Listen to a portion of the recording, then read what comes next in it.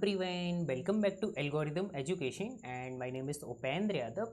तो हम लोगों ने ग्रुप थ्योरी की लेक्चर सीरीज़ को स्टार्ट किया था, जिसमें आज ये हमारा नेक्स्ट लेक्चर है। और इससे पहले कि लास्ट के लेक्चर में हम लोग ऑर्डर ऑफ एन एलिमेंट के बारे में डिस्कस कर रहे थे। तो ऑर्डर के ऊपर मैंने 2 लेक्चर ऑलरेडी बना रखे हैं। सबसे फर्स्ट लेक्चर में, जो ऑर्डर का फर्स्ट लेक्चर है, उसमें मैंने आप लोग को ये बताया था कि किसी भी एलिमेंट का ऑर्डर किस तरीके से निकालते हैं, और कुछ सिंपल टाइप के एग्जाम्पल थे, जैसे R plus Z plus Q plus Z N U N. इसमें जो एलिमेंट होते हैं उनका ऑर्डर किस तरीके से निकालते हैं। और सेकंड लेक्चर में मैंने आप लोग को ये बताया था, जो थोड़े एडवांस लेवल के ग्रुप के एग्जाम्पल हैं, जैसे quaternion group, power set of natural number, Heisenberg group, affine group और पॉलिनोमियल का ग्रुप। इनमें जो एलिमेंट एग्जिस्ट करते हैं, इन ग्रुप के पास जो एलिमेंट होते हैं, उनका ऑर्डर किस तरीके से निकालते हैं, तो ये हम लोगों ने ऑर्डर के सेकंड लेक्चर में डिस्कस किया था, जो कि जस्ट लास्ट वाला लेक्चर था। ठीक है, और अभी तक हम लोग इस प्लेलिस्ट के अंदर बहुत सारी चीज़ें ऑलरेडी डिस्कस कर चुके हैं। बहुत सारी चीज़ें हैं। ठीक है, तो अगर आप लोग इस प्लेलिस्ट की सारी वीडियोस को देखना चाहते हो, तो आप लोग को प्लेलिस्ट का लिंक डिस्क्रिप्शन में मिल जाएगा, जहाँ से आप लोग लास्ट की सारी वीडियोस को देख सकते हो। ठीक है, देन इसके बाद आज के लेक्चर में हम लोग ऑर्डर से ही रिलेटेड कुछ रिजल्ट्स हैं, कुछ प्रॉपर्टीज़ हैं एंड कुछ थ्योरम के स्टेटमेंट हैं, तो उनको हम लोग विद प्रूफ के साथ, विद एग्जाम्पल के साथ डिस्कस करेंगे। ठीक है, तो चलिए अब हम लोग आज के लेक्चर को स्टार्ट करते हैं। तो सबसे पहले यहाँ पर हम लोग लिख लेते हैं रिजल्ट्स एंड प्रॉपर्टीज़। ठीक है, एक एक करके हम लोग सारी प्रॉपर्टीज़ को विद प्रूफ के साथ एंड विद एग्जाम्पल के साथ डिस्कस करेंगे। तो हमारे पास जो फर्स्ट प्रॉपर्टी है, फर्स्ट प्रॉपर्टी ये है, in any group G identity element has order 1। Moreover, identity element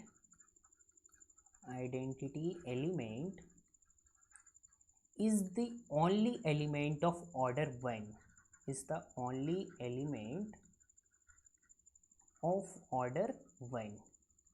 इसका मतलब किसी भी ग्रुप में जो आइडेंटिटी एलिमेंट होता है ना, उसका ऑर्डर हमेशा 1 होता है, और केवल आइडेंटिटी एलिमेंट ही ऐसा होता है जिसका ऑर्डर 1 होता है। इसके अलावा ग्रुप में कोई भी एलिमेंट आप लोग को ऐसा नहीं मिलेगा जिसका ऑर्डर 1 हो। ठीक है, तो अब आप लोग को आइडेंटिटी एलिमेंट का ऑर्डर निकालने की जरूरत नहीं है। आप लोग डायरेक्ट ये बोल सकते हो, चाहे आप लोग को कोई सा भी ग्रुप दे दिया जाए, कि आइडेंटिटी एलिमेंट का ऑर्डर तो 1 होता है। ठीक है, चाहे कोई सा भी ग्रुप हो। प्रूफ तो करने वाली बात इसमें कुछ है नहीं है। तो अब हम लोग सेकंड प्रॉपर्टी को देखते हैं। सेकंड प्रॉपर्टी का स्टेटमेंट है, इन एवरी फाइनाइट ग्रुप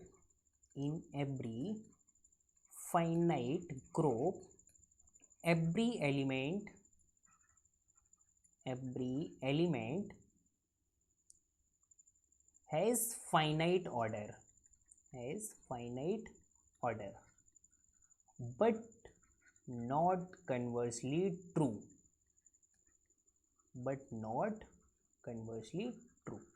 इसका मतलब क्या हुआ? देखो, अगर हमारे पास कोई एक ग्रुप G है जिसका ऑर्डर क्या है, फाइनाइट है, तो अब अगर हम इस ग्रुप में से चाहे हम लोग किसी भी एलिमेंट को कंसिडर करें, for example A belongs to G, तो ये जो हमारे पास A एलिमेंट है ना, इसका ऑर्डर फाइनाइट होगा। मतलब अगर ग्रुप फाइनाइट, तो ग्रुप के अंदर जितने भी एलिमेंट एग्जिस्ट कर रहे हैं उन सभी का ऑर्डर भी फाइनाइट होगा। ठीक है, अब इसका प्रूफ देखते हैं। इसका जो प्रूफ है ना, वो बहुत सिंपल है। आप लोग एक बार प्रूफ देखो।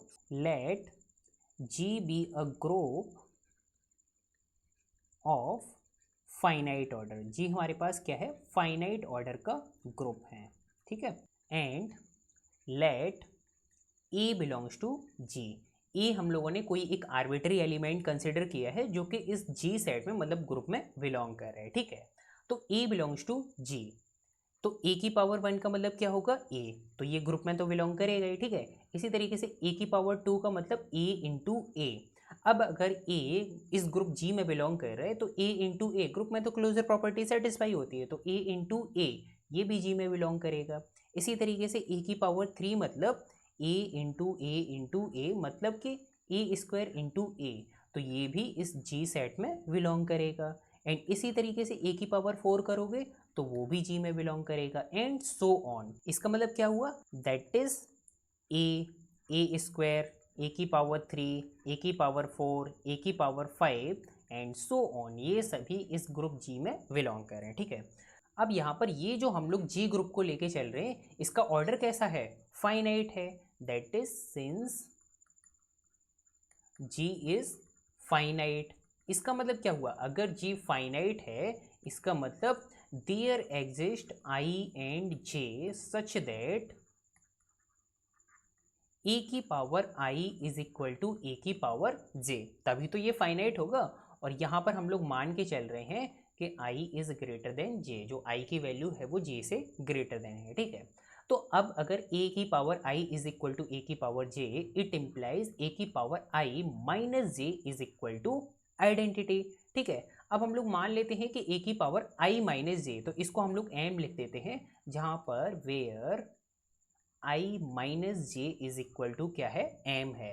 और ये जो आई माइनस जे, जब आप लोग इसको कैलकुलेट करोगे तो ये ग्रेटर देन जीरो होगा ना, क्योंकि आई ग्रेटर देन है जे से, तो आई माइनस जे स्ट्रिक्टली ग्रेटर देन होगा जीरो से, ठीक है। तो अब यहाँ पर ये जो हम लोग को एम इंटीजर मिल रहा है, ये कैसा है, पॉजिटिव इंटीजर है, क्योंकि M is strictly greater than zero, इसका मतलब ए की power M is equal to E. अब जब मैंने आप लोग को ऑर्डर की डेफिनेशन बताई थी, तब मैंने आप लोग को वहाँ पर ये बताया था कि अगर हमारे पास कोई एक ए एलिमेंट है जिसका ऑर्डर फाइनाइट है, तो अगर किसी एक ए एलिमेंट का ऑर्डर फाइनाइट है, इसका मतलब there exist a positive integer M such that A की power M is equal to identity, ठीक है, यही तो बताया था ना। तो यहाँ पर हमारे पास क्या कंडीशन आई है कि ए की power M is equal to identity, और जहाँ पर ये जो एम है ये स्ट्रिक्टली ग्रेटर देन जीरो है, मतलब एक पॉजिटिव इंटीजर है। इसका मतलब it implies order of A is finite, that is order of A is less than and equal to M which is less than infinity. तो यहाँ से अब हम लोग का कंक्लूजन क्या निकला कि जो ए एलिमेंट हम लोग कंसिडर करके चल रहे थे, जो कि जी सेट में बिलोंग कर रहे हैं, मतलब ग्रुप में, तो हम लोगों ने आर्बिट्री एलिमेंट को कंसिडर किया था ना। तो यहाँ पर लास्ट में हम लोगों ने ये शो कर दिया कि जो आर्बिट्री एलिमेंट हम लोगों ने कंसिडर किया था, उस आर्बिट्री एलिमेंट का जो ऑर्डर है वो क्या है, फाइनाइट है। तो अगर आर्बिट्री एलिमेंट का ऑर्डर फाइनाइट है, इसका मतलब सभी एलिमेंट के लिए ट्रू हो रहा होगा, ठीक है। तो वही तो हम लोग को प्रूव करना था ना, कि अगर हमारे पास कोई एक ग्रुप जी है, अगर इसका ऑर्डर फाइनाइट है, तो इस ग्रुप जी में जितने भी एलिमेंट एग्जिस्ट कर रहे हैं उन सभी एलिमेंट का ऑर्डर क्या होगा, फाइनाइट होगा, ठीक है। तो अब हमारा यहाँ पर ये वाला प्रूफ डन हो गया, हेंस प्रूफ। अब इसके कन्वर्जली पार्ट का मैं आप लोग को काउंटर एग्जांपल देता हूँ। काउंटर एग्जांपल कैसा, कि मैं आप लोग को एक ग्रुप बताऊंगा जिसमें सभी एलिमेंट का ऑर्डर फाइनाइट होगा, लेकिन जो ग्रुप होगा ना वो इनफाइनाइट ऑर्डर का होगा। So now let us give an example of an infinite group with element having finite order। कैसे होने चाहिए, सभी एलिमेंट के ऑर्डर फाइनाइट होने चाहिए, ठीक है, लेकिन जो ग्रुप होना चाहिए वो इनफाइनाइट ऑर्डर का होना चाहिए, ठीक है। तो ऐसा एग्जाम्पल है, सबसे पहले हम लोग पी एन को कंसिडर कर लेते हैं। पी एन का मतलब power set of natural number, तो ये सिमेट्रिक डिफरेंस के साथ ग्रुप फॉर्म करता है ना, इज अ ग्रुप, ठीक है। पता है आप लोगों को कि power set of natural number symmetric difference के साथ ग्रुप फॉर्म करता है, ठीक है। अब यहाँ पर अगर हम इस ग्रुप के ऑर्डर की बात करें, किस ग्रुप के, कि power set of natural number, इस ग्रुप का ऑर्डर क्या होगा, तो इस ग्रुप का ऑर्डर होगा जितनी power set of natural number की कार्डिनलिटी होगी। तो power set of natural number की कार्डिनलिटी क्या होती है, पहले तो आप लोग को नेचुरल नंबर की कार्डिनलिटी पता होनी चाहिए, क्योंकि अगर हमारे पास कोई एक सेट एस है जिसकी कार्डिनलिटी अगर एन है, तो पावर सेट ऑफ एस की कार्डिनलिटी क्या होगी, 2 की पावर एन, ये तो आप लोग को पता है ना। तो power set of natural number, इसकी कार्डिनलिटी क्या होनी चाहिए, तो नेचुरल नंबर की कार्डिनलिटी होती है अलिफ नॉट, तो power set of natural number की कार्डिनलिटी क्या हो जाएगी, 2 की पावर अलिफ नॉट, जो कि बराबर होता है सी के। और ये कैसा है, सी क्या होता है, अनकाउंटेबल होता है ना, अनकाउंटेबल। तो इसका मतलब ये जो हमारे पास जी सेट है उसका ऑर्डर सी है, इसको हम लोग कंटिन्यूम बोलते हैं, ठीक है। रियल एनालिसिस का ये पार्ट है, आप लोगों ने रियल एनालिसिस में पढ़ा होगा। इसका मतलब that is order of G is infinite. ठीक है, जी का ऑर्डर क्या है, इनफाइनाइट है। और मैंने आप लोग को जस्ट लास्ट वाले लेक्चर में ये बताया था कि अगर कोई एक ए एलिमेंट इस power set of natural number में बिलोंग कर रहा है तो इस ए एलिमेंट का ऑर्डर क्या होगा। तो इस ए एलिमेंट का जो ऑर्डर होगा वो होगा 2। अब 2 क्यों होगा, तो इसके लिए आप लोग को लास्ट का लेक्चर देखना होगा। चलिए, अगर आप लोग नहीं देखते हो तभी मैं आप लोग को यहाँ पर बता देता हूँ। देखो, अगर आप लोग ए को ए के साथ ही ऑपरेट कराओगे सिमेट्रिक डिफरेंस के साथ, तो ये क्या होगा, A minus A union A minus A. Symmetric difference, जैसे अगर ए सिमेट्रिक डिफरेंस बी आप लोग को निकालना हो तो इसका मतलब होता है A minus B union B minus A. ठीक है, ये होता है।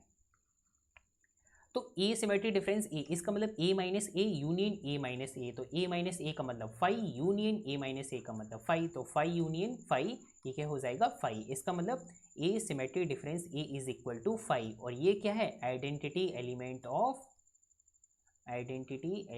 Of power set of natural number with respect to symmetric difference delta. ठीक है, तो ए को आप लोगों ने 2 बार ऑपरेट कराया तो आप लोगों को आइडेंटिटी एलिमेंट मिल गया। इसका मतलब order of A is equal to 2। अब ये जो हम लोगों ने ए एलिमेंट कंसिडर किया था, ये एक आर्बिट्री एलिमेंट को कंसिडर किया था जो कि इस power set of natural number में बिलोंग कर रहा है।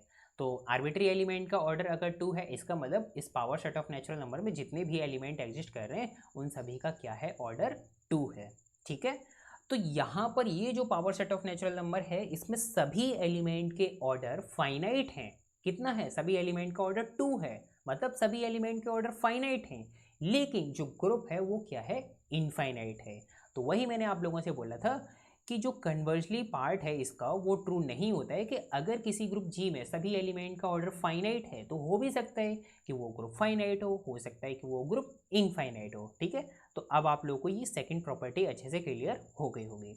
अब मैं आप लोग को और भी एग्जांपल बता देता हूँ, और मैं आप लोग को यहाँ पर जो भी एग्जांपल बता रहा हूँ ना उनको हम लोग डिटेल में लास्ट वाले लेक्चर में ऑलरेडी डिस्कस कर चुके हैं। तो अगर आप लोग डिटेल के साथ पढ़ना चाहते हो तो आप लोग लास्ट के लेक्चर को देखिए, सारे एग्जाम्पल बहुत ही अच्छे से डिफाइन किए हैं मैंने। ठीक है, तो नेक्स्ट एग्जाम्पल हम लोग कंसिडर कर लेते हैं ग्रुप ऑफ पॉलिनोमियल।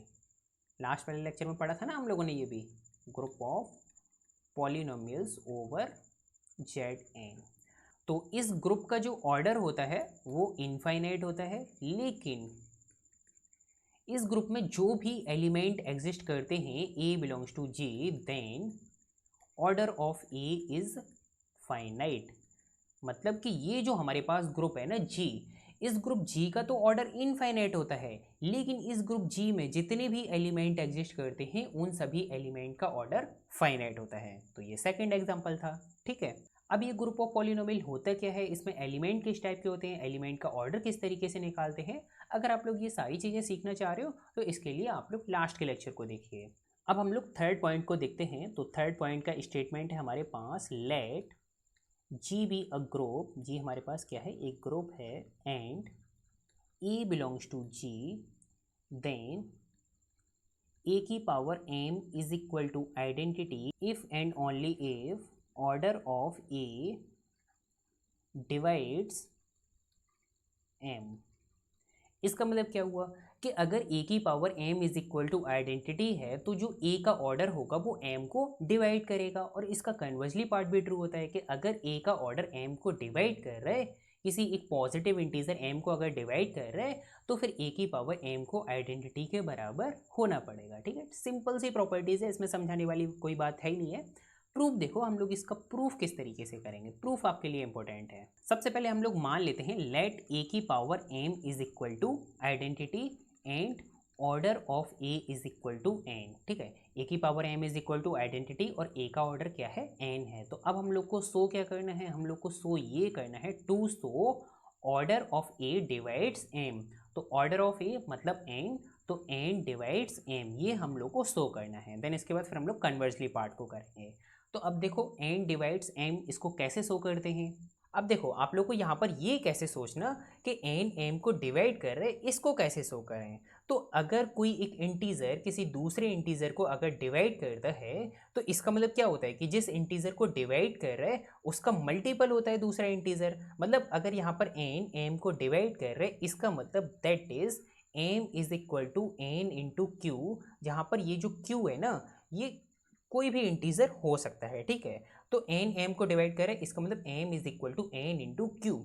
अब यहाँ से देख के आप लोग ये आइडिया लगा सकते हो कि यहाँ पे अगर हम डिवीज़न एल्गोरिदम का यूज़ करें तो हमारा काम कुछ बन सकता है। तो डिवीज़न एल्गोरिदम का हम लोग कैसे यूज़ करेंगे, वही डिवीज़न एल्गोरिदम, देखो m को आप लोग लिख सकते हो n into Q plus are.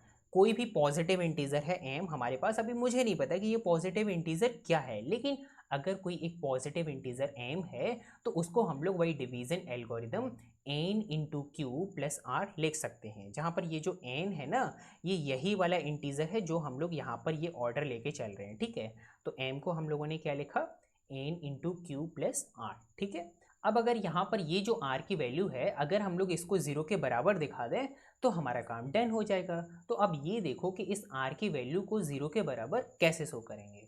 सबसे पहले तो हम लोग a की पावर m को कैलकुलेट करते हैं। तो a की पावर m का मतलब a की power n into Q plus R. तो इसको लिख सकते हैं a की पावर n क्यू इंटू a की पावर r। अब a की पावर n क्यू को a की पावर n की होल पावर q, कोई दिक्कत तो नहीं, और ये तो सेम वैसा का वैसे ही a की पावर r। अब a की पावर n, यहाँ पर देखो अगर a का ऑर्डर n है इसका मतलब a की power n is equal to identity. मैंने आप लोग को बताया था ना कि अगर किसी एक a एलिमेंट का ऑर्डर n है इसका मतलब होता है a की power n is equal to identity, ठीक है। अब हम लोग a की पावर n की जगह आइडेंटिटी लिख देते हैं, तो इसकी जगह आइडेंटिटी आ जाएगा। तो आइडेंटिटी की पावर q इंटू a की पावर r। अब आइडेंटिटी की पावर q, ये तो आइडेंटिटी ही रहेगा क्योंकि आइडेंटिटी को अगर आप लोग q टाइम्स ऑपरेट कराओगे तो वो आइडेंटिटी ही रहने वाला है। तो आइडेंटिटी की पावर q मतलब आइडेंटिटी इंटू a की पावर r, और आइडेंटिटी को a की पावर 7 a की पावर r के साथ ऑपरेट कराओगे तो ये a की पावर r ही रहेगा। तो हमारे पास क्या है, दैट इज a की power m is equal to a की पावर r। और हाँ, आप लोग यहाँ पर एक बात और ध्यान रखना कि ये जो r की वैल्यू होगी ये 0 से ग्रेटर देन होगी और n से स्ट्रिक्टली लेस देन होगी, ठीक है। तो यहाँ पर भी r की वैल्यू 0 से ग्रेटर देन होगी और n से स्ट्रिक्टली लेस देन होगी।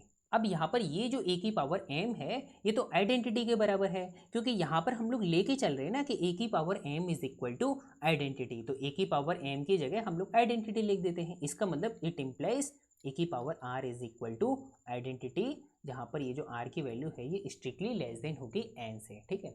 अब आप लोग को यहाँ पर फोकस करने की जरूरत है कि a की power r is equal to identity, इसका मतलब क्या हुआ।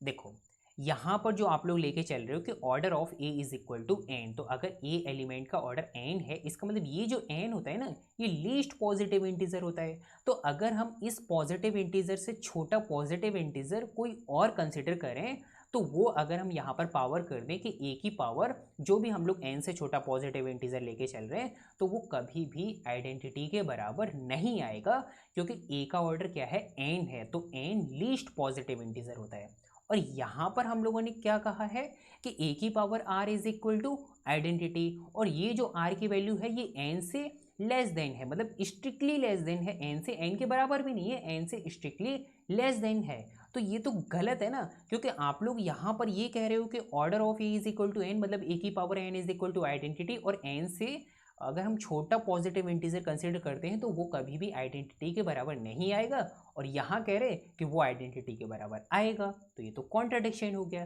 तो इस वजह से फिर r को 0 होना पड़ेगा। क्यों होना पड़ेगा, क्योंकि order of a is equal to n and n is the least positive integer. कैसा है, लीस्ट पॉजिटिव इंटीजर, तो r को 0 के बराबर होना पड़ेगा। तो जब r 0 के बराबर है इसका मतलब that is m is equal to N Q, और जब m is equal to N Q इसका मतलब क्या हो गया कि n m को डिवाइड कर रहे हैं। तो यही तो हम लोग को प्रूफ करना था। तो फर्स्ट पार्ट तो हमारा डन हो गया। अब हम लोग इसके कन्वर्जली पार्ट को करते हैं। कन्वर्जली पार्ट इसका बहुत सिंपल है। कन्वर्जली पार्ट हम लोग को क्या करना है कि अगर a का ऑर्डर n है एंड n m को डिवाइड कर रहा है तो हम लोग को शो क्या करना है, हम लोग को ये शो करना है कि a की power m is equal to identity. अब देखो इसको कैसे शो करेंगे, देखो नेक्स्ट स्लाइड में देखो, order of a is equal to n। तो अगर a का ऑर्डर n है इसका मतलब दैट इज a की power n is equal to identity and n m को डिवाइड कर रहा है, it implies m is equal to n Q. तो a की पावर m को अगर हम कैलकुलेट करें तो a की पावर n क्यू, क्योंकि m की जगह आप लोग n इंटू क्यू लिख सकते हो, तो इसको आप लोग ये भी लिख सकते हो a की पावर n की होल पावर q। a की पावर n किसके बराबर है, आइडेंटिटी के बराबर है, तो आइडेंटिटी की पावर q और ये हो जाएगा आइडेंटिटी के बराबर, दैट इज a की power m is equal to identity. और यही तो हम लोग को प्रूव करना था, हेंस प्रूव। तो हमारा दोनों पार्ट डन हो गए, कन्वर्जली पार्ट को भी हम लोगों ने प्रूव कर लिया और फर्स्ट पार्ट को भी हम लोगों ने प्रूव कर लिया। तो अब आप लोगों को ये वाली प्रॉपर्टी अच्छे से क्लियर हो गई होगी। एक बार फिर से स्टेटमेंट देख लेते हैं। स्टेटमेंट ये था कि अगर हमारे पास कोई एक ग्रुप G है एंड A की power m is equal to identity, तो जो A का ऑर्डर होगा ना वो m को डिवाइड करेगा। और इसका कन्वर्जली पार्ट भी ट्रू होता है कि अगर किसी एक A एलिमेंट का ऑर्डर किसी एक पॉजिटिव इंटीजर m को डिवाइड कर रहे हैं, इसका मतलब तो A की पावर जो भी पॉजिटिव इंटीजर है इज इक्वल टू E। ठीक है, समझ आइए अच्छे से प्रॉपर्टी। एंड अगर दिक्कत हुई हो आप लोग को समझने में तो आप लोग मुझे कमेंट सेक्शन में बता सकते हो, अदरवाइज आप लोग मुझे टेलीग्राम चैनल पर भी मैसेज कर सकते हो कि भैया हमें ये वाली प्रॉपर्टी या फिर हमें ये वाला पॉइंट अच्छे से समझ नहीं आया है, तो मैं आप लोग को एक्सप्लेन कर दूंगा और जितनी जल्दी हो सकेगा उतनी जल्दी मैं आपकी कमेंट का भी रिप्लाई कर दूंगा। ठीक है, तो आप लोग कमेंट सेक्शन में बताना जरूर जो भी आप लोग की प्रॉब्लम हो। तो आज के इस लेक्चर में हम लोगों ने तीन चाहे उनको रिजल्ट बोल लीजिए, प्रॉपर्टीज़ बोल लीजिए या फिर किसी भी थ्योरम के स्टेटमेंट बोल लीजिए, और एक ही बात है। ठीक है, तो हम लोगों ने इन तीन पॉइंट को डिस्कस किया जो बहुत ही मोस्ट इंपॉर्टेंट पॉइंट थे। तो आप लोग इन सभी पॉइंट के स्टेटमेंट को याद रखोगे। ठीक है, स्टेटमेंट को बिल्कुल नहीं भूलना है। अगर स्टेटमेंट आप लोग भूल गए तो फिर काम बिगड़ जाएगा। स्टेटमेंट आप लोग को नहीं भूलना है। अगर आप लोग एक बार को प्रूफ भूल जाते हो ना, कोई दिक्कत वाली बात नहीं है, लेकिन स्टेटमेंट आप लोग को ध्यान रखना है। अब चाहे आप लोग कैसे भी ध्यान रखो, जितने भी मैं आप लोग को स्टेटमेंट बता रहा हूँ ना, तो आप लोग उनका एक शॉर्ट नोट बना लीजिए जिस पर आप लोग सभी थ्योरम के स्टेटमेंट जो भी मैं आप लोग को पॉइंट बताऊं उनको आप लोग लिख सकते हो। और जब भी आप लोग को टाइम मिले तो आप लोग उनको एक बार रिवाइज कर सकते हो, एक बार देख सकते हो, जिससे आप लोगों को सारे पॉइंट्स जो भी रिजल्ट्स हैं वो आप लोग को याद बने रहेंगे। क्योंकि ग्रुप थ्योरी में जो क्वेश्चन पूछे जाते हैं ना वो स्टेटमेंट के ऊपर ही क्वेश्चन पूछे जाते हैं और डायरेक्टली आप लोग को स्टेटमेंट के ऊपर देखने को क्वेश्चन मिल जाएंगे। तो स्टेटमेंट याद होगा तो आप लोग क्वेश्चन कर लोगे, अदरवाइज फिर आप लोगों से क्वेश्चन नहीं होने वाला है। तो स्टेटमेंट याद रखना है। ठीक है, तो आज का लेक्चर अब हम लोग यहीं पर फिनिश करते हैं। इसके बाद अब हम लोग नेक्स्ट लेक्चर में बाकी के और भी इंपॉर्टेंट पॉइंट्स हैं ऑर्डर से रिलेटेड, तो उनको हम लोग नेक्स्ट लेक्चर में डिस्कस करेंगे। ठीक है, और अगर आप लोग को आज का लेक्चर पसंद आया हो तो प्लीज़ आप इसे लाइक भी कीजिए, साथ में अपने दोस्तों को भी शेयर कीजिए एंड आप हमारे इस चैनल को सब्सक्राइब भी कीजिए, बेल नोटिफिकेशन को भी ऑन कीजिए, जिससे मेरी आगे आने वाली वीडियोस की लेटेस्ट नोटिफिकेशन भी आप लोग को मिल जाएगी। तो जल्दी से जल्दी आप लोग उन लेक्चर्स को भी देख सकते हो। तो मिलते हैं फिर हम लोग नेक्स्ट लेक्चर में। Take care.